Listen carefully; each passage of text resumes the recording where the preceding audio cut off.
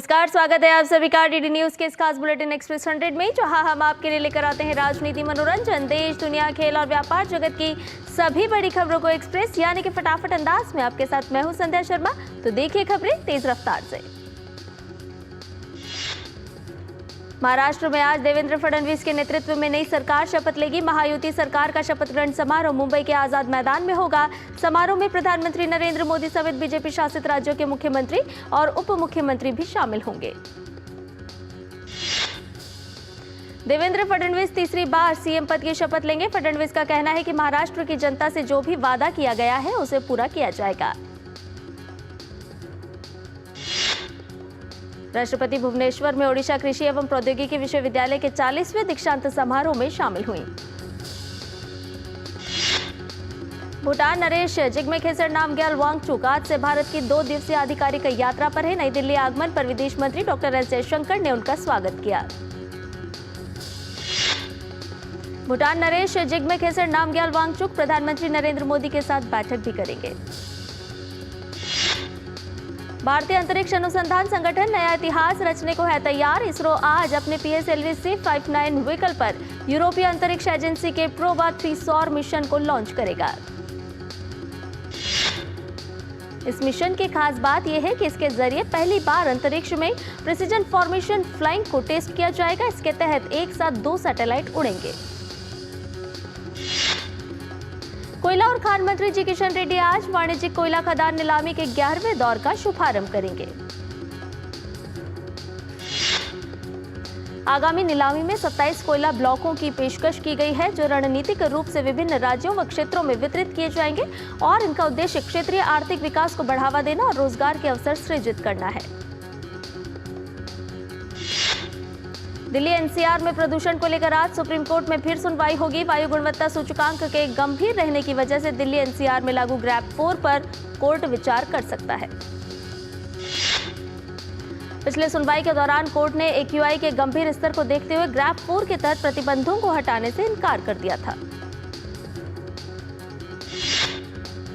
देश के कई हिस्सों में दरगाह और मस्जिद पर दावे को लेकर चल रही अदालती लड़ाइयों के बीच प्लेसेस ऑफ वर्शिप एक्ट को लेकर सुप्रीम कोर्ट में आज सुनवाई होगी। मथुरा श्री कृष्ण जन्मभूमि विवाद को लेकर सुप्रीम कोर्ट में आज सुनवाई होगी। सांप्रदायिक आधार पर होने वाली भड़काऊ बयानबाजी को लेकर दायर विभिन्न याचिकाओं पर सुप्रीम कोर्ट सुनवाई करेगा। हिमाचल प्रदेश में भारतीय जनता पार्टी के प्रदेश अध्यक्ष डॉक्टर राजीव बिंदल ने हिमाचल प्रदेश में कांग्रेस की विफलता को लेकर निशाना साधा है।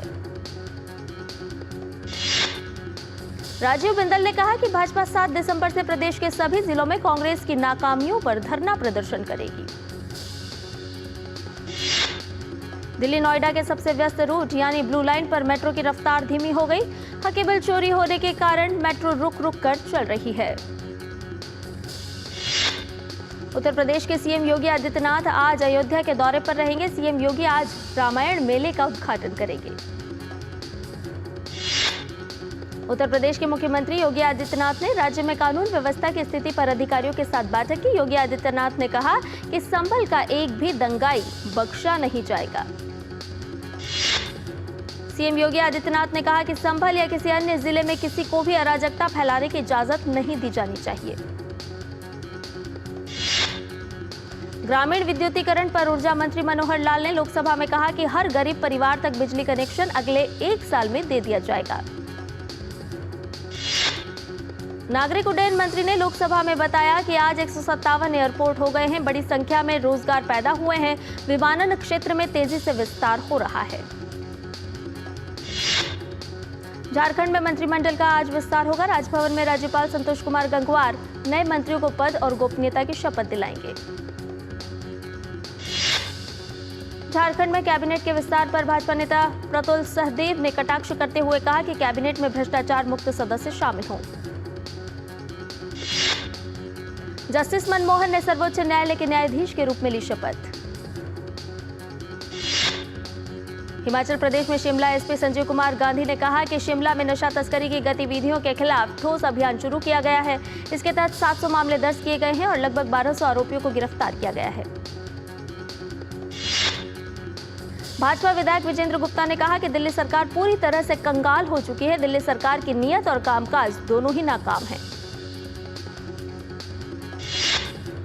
सरकार पीएम सूर्य घर मुफ्त बिजली योजना के अंतर्गत मार्च 2025 तक 10 लाख से ज्यादा रूफटॉप सोलर लगाने वाली है। नेपाल के जनकपुर में भारत से नेपाल पहुंचे तीर्थयात्रियों के एक समूह ने जनकपुर में विवाह पंचमी उत्सव के दौरान देवी सीता को 105 मीटर लंबी चुनरी अर्पित की। आज विश्व मृदा दिवस है। लोगों में मिट्टी के महत्व और सतत प्रबंधन को लेकर जागरूकता पैदा करने के लिए हर साल 5 दिसंबर को विश्व मृदा दिवस मनाया जाता है। समाजवादी पार्टी के सांसद जियाउर रहमान वर्ग की मुश्किलें बढ़ सकती हैं। पहले संभल में हुई हिंसा मामले में उन पर एफआईआर दर्ज हुई। अब कार एक्सीडेंट केस में उनके खिलाफ शिकायत की गई है। पीड़ित परिवार की शिकायत पर एसपी ने एएसपी को जांच सौंपी है। आरोप लगाया गया है कि जिस समय हादसा हुआ था उस समय कार खुद सांसद चला रहे थे। जम्मू कश्मीर के किश्तवाड़ जिले में जांगचूरू बांध स्थल पर सड़क हादसे में 2 लोगों की मौत हो गई। दुर्घटना की सूचना मिलते ही पुलिस और बचाव दल मौके पर पहुंचा और खाई से लोगों को बाहर निकाला और घायलों को अस्पताल में भर्ती कराया गया है। भारतीय सेना और कंबोडियाई सेना के बीच संयुक्त टेबल टॉप अभ्यास सिनबैक्स का पहला संस्करण पुणे में जारी है। यह अभ्यास 8 दिसंबर तक चलेगा। अभ्यास में भारतीय हथियारों और उपकरणों का प्रदर्शन भी किया जाएगा, जिससे रक्षा उत्पादन में आत्मनिर्भरता और स्वदेशी क्षमताओं को बढ़ावा मिलेगा। मकोका मामले में गिरफ्तार आप नेता नरेश बालियान को कोर्ट में पेश किया जाएगा। बांग्लादेश में हिंदुओं पर हो रहे अत्याचार के विरोध में छत्तीसगढ़ में भी सर्व समाज के लोगों ने आक्रोश रैली निकाली। बीआरएस के वरिष्ठ नेता हरीश राव को पुलिस ने गिरफ्तार कर लिया है। जब राव ने पार्टी विधायक कौशिक रेड्डी के घर जाने की कोशिश की, तब पुलिस ने उन्हें गिरफ्तार कर लिया। आज बढ़त के साथ खुले भारतीय शेयर बाजार। शुरुआती कारोबार में सेंसेक्स 153 अंकों की बढ़त के साथ 81,109 के पार और निफ्टी 33 अंक चढ़कर 24,500 के करीब कारोबार करता आया नजर। वित्त विभाग ने मूल वेतन के मौजूदा 50% से 53% तक डीए बढ़ाने के प्रस्ताव को दी मंजूरी। ये निर्णय 1 जुलाई 2024 से लागू होगा। भारतीय रिजर्व बैंक ने यूपीआई लाइट वॉलेट लिमिट को 5,000 रुपए और प्रति लेनदेन की लिमिट 1,000 रुपए तक बढ़ाई। भारत का व्यापार 2024 की पहली 6 माही में सालाना आधार पर 5.45% बढ़कर $576 अरब हुआ। नीति आयोग की एक रिपोर्ट के अनुसार भारत को चीन+1 रणनीति के कारण पैदा हुए अवसरों का लाभ उठाने में सीमित सफलता मिली। नीति आयोग की एक रिपोर्ट के अनुसार वियतनाम, थाईलैंड, कंबोडिया और मलेशिया जैसे देशों ने अपने विनिर्माण आधारों में विविधता लाने की इच्छुक कंपनियों को आकर्षित करने में भारत से बेहतर प्रदर्शन किया। सरकार ने डाकघर नेटवर्क के माध्यम से निर्यात को बढ़ावा देने के लिए देश भर में 1013 डाकघर निर्यात केंद्र स्थापित किए हैं। Indian cyber crime coordination centre ने डिजिटल धोखाधड़ी के लिए इस्तेमाल किए जाने वाली 1,700 से ज्यादा स्काइप आईडी और 59,000 व्हाट्सएप अकाउंट्स की पहचान कर उन्हें ब्लॉक किया। सीआईआई और नाइट फ्रैंक इंडिया की जारी भारत में किफायती आवास रिपोर्ट में कहा गया है कि देश में 2030 तक 3.12 करोड़ किफायती मकानों में आएगी कमी। सीआईआई की इस रिपोर्ट में कहा गया है कि ये कमी रियल एस्टेट डेवलपर के लिए किफायती आवास बाजार के आकार को 67 लाख करोड़ रुपए का बनाने का अवसर है। स्टार्टअप और ई कॉमर्स कंपनियों ने आईआईटी और देश के शीर्ष इंजीनियरिंग कॉलेजों में इस सीजन की भर्तियां शुरू की।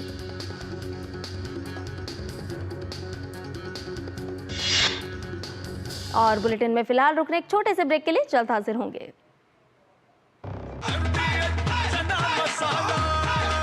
अब छोलिया हो या लोबिया, सफेद चने या काले चने, सब कुछ मजेदार बने। पापा ने कहा इंजीनियर बनो, बन गया। हस्बैंड बनो, वो भी बन गया। पर मूर्ख बनो तो कहा ही नहीं। देखिए, नकली पेमेंट का एसएमएस, कहते हैं पापा का उधार लौटा रहे हैं, फिर बोलेंगे गलती से ज्यादा पैसे भेज दिए, बेटे बाकी के पैसे वापिस कर दो। आज्ञाकारी बेटा हूँ, मूर्ख नहीं हूँ।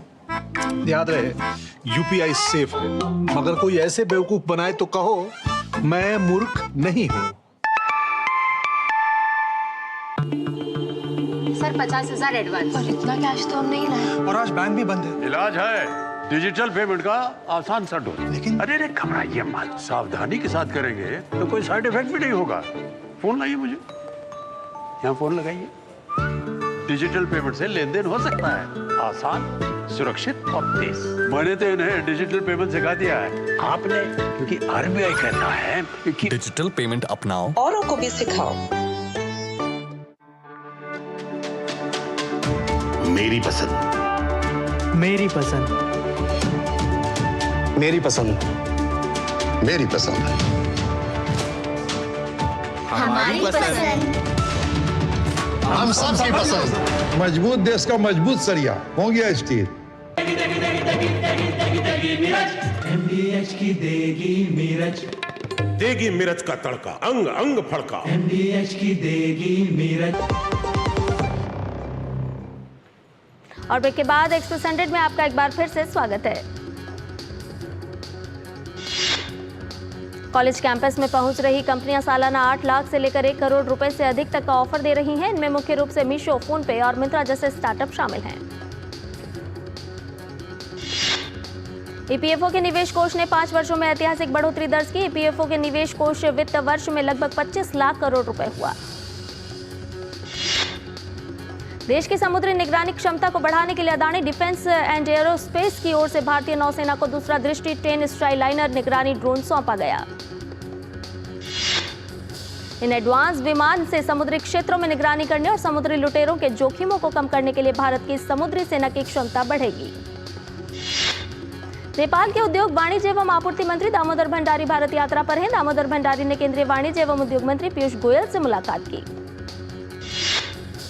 बैठक के दौरान दामोदर भंडारी ने नेपाली सामान जैसे सीमेंट, प्लाईवुड और जूते के निर्यात पर भारत सरकार द्वारा लगाए गए भारतीय मानक ब्यूरो को सुविधाजनक बनाने का आग्रह किया। और इस समय में केंद्रीय मंत्री डॉक्टर एस जयशंकर बोल रहे हैं, आइए उनको सुन लेते हैं। During this period, sir, there have been in the General Assembly a number of resolutions. We have voted in favor of many. We have abstained on some. Generally, when we abstain, the reasons are the resolution is not balanced. The resolution is more divisive. The resolution can set a precedent which has consequences for us. The resolution has larger implications. In this particular case, sir, we felt that the resolution was not well drafted, it was not well considered. We had reservations on the language. Our concerns were not accommodated, and that is why we abstained. And as a matter of fact, I think the entire House knows, India has been virtually first responder when there are issues of earthquake, requirement of medicines, even during COVID. And that soothing input I get from foreign dignitaries calling on me, or I calling on them. So that, I think, goes to the credit of this House and the government. See, because we have been, as a matter of fact, when it comes to when it comes to evacuation, when it comes to security on high seas, when it comes to supplying medicine during COVID, now these are the inputs. I'm not saying. The people have expressed their gratitude to me, and therefore I am sharing with the House. Shri Saket Gokhale, supplementary number 4. Thank you so much, sir. Tiruchi ji, the only... तो विदेश मंत्री doctor S Jaishankar को अभी आप सुन रहे थे, जो कि राज्यसभा में प्रश्नकाल के एक जवाब के समय बोल रहे थे। और आइए एक्सप्रेस 100 को बढ़ाते हैं आगे। भारत नेपाल के बीच पारगमन को सुविधाजनक बनाने के लिए जल्द ही नेपाल में वाणिज्य सचिव स्तर पर बैठक के आयोजन को लेकर भी बातचीत हुई। दामोदर भंडारी ने भारत से नेपाल में अधिक से अधिक निवेश करने का अनुरोध किया। बैठक में केंद्रीय मंत्री हरदीप सिंह पुरी भी मौजूद रहे। विश्व बैंक ने भारतीय राज्य महाराष्ट्र में आर्थिक विकास को बढ़ावा देने के लिए 188.28 मिलियन अमेरिकी डॉलर के ऋण को मंजूरी दी। विश्व बैंक ने एक बयान में कहा कि ये ऋण महाराष्ट्र के जिलों में विकास योजनाओं को लागू करने और संस्थागत क्षमताओं को मजबूत करने में मदद करेगा। फ्रांस में आर्थिक संकट के बीच राजनीतिक उथल-पुथल तेज। देश के बिगड़ते हालात को देखते हुए फ्रांस के राष्ट्रपति इमैनुअल मैक्रों करेंगे देश को संबोधित। वहीं फ्रांस की नेशनल असेंबली में विपक्षी सांसदों द्वारा लाए गए अविश्वास मत को हारने के बाद मिशेल बार्नियर सरकार गिरी। फ्रांस में राष्ट्रपति इमैनुअल मैक्रों ने सितंबर में ही मिशेल बार्नियर को अपना नया प्रधानमंत्री नियुक्त किया था, जिनकी सरकार को विपक्षी दलों के सांसद ने 3 महीने के भीतर गिरा दिया। अफगानिस्तान में एड्स के 200 नए मामलों की हुई पुष्टि। विश्व स्वास्थ्य संगठन के अनुसार पिछले साल अफगानिस्तान की 1% आबादी HIV से प्रभावित थी। अफगानिस्तान के स्वास्थ्य मंत्रालय ने कहा है कि अफगानिस्तान में HIV एड्स के लिए 8 उपचार केंद्र और 61 डायग्नोस्टिक सेंटर सक्रिय हैं और पूरे देश में पीड़ित व्यक्तियों को स्वास्थ्य सेवाएं प्रदान की जा रही हैं। अफगानिस्तान मंत्रालय के प्रवक्ता शराफत जमान अमरखेल के अनुसार 1989 से अब तक अफगानिस्तान में HIV के कुल 3,700 मामले सामने आए हैं। फिलहाल पूरे देश में इस वायरस से संक्रमित 1,400 लोग उपचार प्राप्त कर रहे हैं। दक्षिण कोरिया की राजनीति में मार्शल लॉ को लेकर चल रहे हलचल के बीच रक्षा मंत्री किम योंग ह्यून ने अपने पद से इस्तीफा दे दिया। दक्षिण कोरिया के राष्ट्रपति कार्यालय के अनुसार ये इस्तीफा राष्ट्रपति यून सुक येओल द्वारा मार्शल लॉ लागू करने के बाद चल रहे विवाद के कारण दिया गया है। अमेरिका की सबसे बड़ी स्वास्थ्य बीमा कंपनी यूनाइटेड हेल्थ केयर के मुख्य कार्यकारी अधिकारी ब्रायन थॉम्पसन की न्यूयॉर्क में गोली मारकर हत्या कर दी गई। भारत ने पुरुष जूनियर हॉकी एशिया कप जीत लिया है। प्रतियोगिता के फाइनल मुकाबले में भारत ने पाकिस्तान को 5-3 से मात देकर 5वीं बार इस खिताब पर कब्जा जमाया। पुरुष जूनियर हॉकी एशिया कप के फाइनल मैच के हीरो अरिजीत सिंह हुंदल रहे। उन्होंने शानदार प्रदर्शन करते हुए टीम के लिए 4 गोल दागे। हॉकी इंडिया ने जूनियर हॉकी टीम के लिए पुरस्कार राशि की घोषणा कर दी है। हॉकी इंडिया विजेता टीम के खिलाड़ियों को 2-2 लाख रुपए देगी। विश्व शतरंज चैंपियनशिप में डी गुकेश और डिंग लिरेन के बीच 8वें दौर का मुकाबला भी ड्रॉ रहा। 8 दौर के बाद दोनों खिलाड़ियों के खाते में बराबर 4-4 अंक है। विश्व शतरंज चैंपियनशिप में जो भी पहले 7.5 अंक हासिल करेगा वो विश्व चैंपियन बनने में सफल हो जाएगा। पटना में खेली जा रही 32वीं जूनियर राष्ट्रीय तलवारबाजी प्रतियोगिता के तीसरे दिन ईपी इंडिविजुअल इवेंट के बालिका वर्ग में हरियाणा की अनुप्रिया ने स्वर्ण पदक जीता। वहीं तेलंगाना की नाजिया शेख ने रजत पदक, जबकि महाराष्ट्र की माही और हरियाणा की प्राची लोहान ने कांस्य पदक हासिल किया। वहीं सेबर इंडिविजुअल इवेंट के बालक वर्ग में मणिपुर के मोराम्बा ने स्वर्ण पदक, तमिलनाडु के अर्लिन ने रजत पदक, हरियाणा के अभिषेक और राजस्थान के सुमित यादव ने कांस्य जीता। मलेशिया में चल रहे 10वें एशिया पैसिफिक डेफ गेम्स 2024 में बैडमिंटन के पुरुष एकल में अभिनव ने रजत पदक जीता। वहीं प्रतियोगिता का कांस्य पदक पीयूष के नाम रहा। एशिया पैसिफिक डेफ गेम्स 2024 के बैडमिंटन के महिला एकल में जर्लिन ने कांस्य पदक हासिल किया, जबकि मिश्रित वर्ग में अभिनव व जर्लिन की जोड़ी ने रजत पदक पर कब्जा किया। इसके अलावा एशिया पैसिफिक डेफ गेम्स के एथलेटिक्स में सुल्तान ने ट्रिपल जंप में कांस्य पदक हासिल किया। इसके अलावा जसपाल सिंह ने बेहतरीन प्रदर्शन करते हुए शॉटपुट में रजत पदक जीता। गुवाहाटी मास्टर्स में आज तनिषा क्रास्टो और अश्विनी पोनप्पा की जोड़ी महिला युगल वर्ग में प्री क्वार्टर फाइनल मैच में खेलेगी। भारतीय जोड़ी का सामना भारत के ही अमृता और सोनाली सिंह की जोड़ी से होगा। ध्रुव कपिला और तनिषा क्रास्टो की भारतीय जोड़ी आज गुवाहाटी मास्टर्स के प्री क्वार्टर फाइनल में कोर्ट पर उतरेगी। प्रतियोगिता के पुरुष एकल में भारत के युवा बैडमिंटन खिलाड़ी प्रियांशु राजावत का सामना भारत के ही तरुण मानेपल्ली के साथ होगा। एक अन्य महिला एकल के प्री क्वार्टर फाइनल में भारत की युवा बैडमिंटन खिलाड़ी अनमोल खरब और भारत की तारा शाह आमने सामने होंगी। साउथ ईस्टर्न नागा चैतन्य और शोभिता धुलीपाला शादी के बंधन में बंध गए हैं। नागा चैतन्य और शोभिता धुलीपाला की शादी में महेश बाबू और अल्लू अर्जुन समेत कई सितारे हुए शामिल। अल्लू अर्जुन, रश्मिका मंदाना और फहद फाजिल स्टारर फिल्म पुष्पा 2 आज सिनेमाघरों में रिलीज हुई। हैदराबाद के संध्या थिएटर में अल्लू अर्जुन और रश्मिका मंदाना ने पुष्पा 2 का विशेष प्रीमियर देखा। फिल्म पुष्पा 2 ने अब तक 285 करोड़ रुपयों का रिकॉर्ड कलेक्शन कर लिया है। पुष्पा 2 में श्रीवल्ली का किरदार निभाने वाली अभिनेत्री रश्मिका मंदाना ने सेट पर बिताए पलों को साझा किया और अल्लू अर्जुन सुकुमार के साथ काम करने का अनुभव भी साझा किया। सोनी पिक्चर्स ने शक्तिमान के लिए रणवीर सिंह को मुख्य किरदार के रूप में चुना और बैसिल जोसेफ को निर्देशक के रूप में शामिल किया। बॉलीवुड सुपरस्टार सलमान खान के शूटिंग सेट पर एक अनजान व्यक्ति घुसा। पूछताछ करने पर शख्स ने गैंगस्टर लॉरेंस बिश्नोई का नाम लेकर धमकाने की कोशिश की। अजय देवगन की फिल्म रेड 2 के निर्माताओं ने फिल्म को 21 फरवरी 2025 को रिलीज करने की योजना बनाई है। रेड 2 की तरह ही अजय देवगन की एक और फिल्म दे दे प्यार दे 2 की रिलीज की तारीख को आगे बढ़ाया गया है। फिल्म रामायण 2 भागों में होगी रिलीज। साल 2026 में आएगा पहला पार्ट। साउथ अभिनेता मंसूर अली खान के बेटे अली खान तुगलक को ड्रग तस्करी के मामले में तमिलनाडु पुलिस ने किया गिरफ्तार। टोविनो थॉमस और त्रिशा कृष्णन की आगामी फिल्म आइडेंटिटी का टीजर हुआ जारी। दिव्येंदु शर्मा और प्रतीक गांधी की आगामी फिल्म अग्नि की हुई स्पेशल स्क्रीनिंग। हॉलीवुड निर्देशक अल्फोंसो क्वारोन फिल्म लापता लेडीज के लिए बाफ्टा अभियान की स्क्रीनिंग की करेंगे मेजबानी। पंजाबी गायक करण औजला 7 से 21 दिसंबर तक musical tour it was all a dream करने जा रहे हैं, जिनमें चंडीगढ़, दिल्ली, मुंबई जैसे शहर शामिल हैं। और एक्सप्रेस न्यूज में फिलहाल मेरे साथ इतना ही। मुझे दीजिए इजाजत। नमस्कार।